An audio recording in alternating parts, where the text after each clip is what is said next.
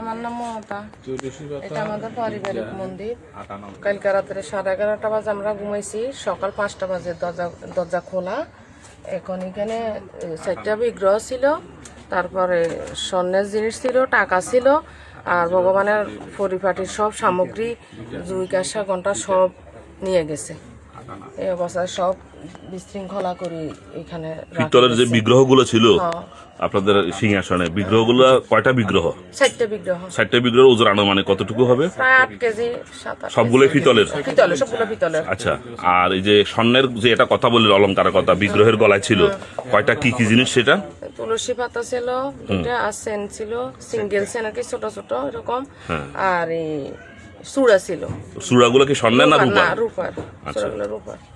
আপনারা সকালবেলা 5টার দিকে দেখতে পান ঘটনাটা, কেমন? 5টা বাজে দেখছি এগুলো। আচ্ছা, ঠিক আছে।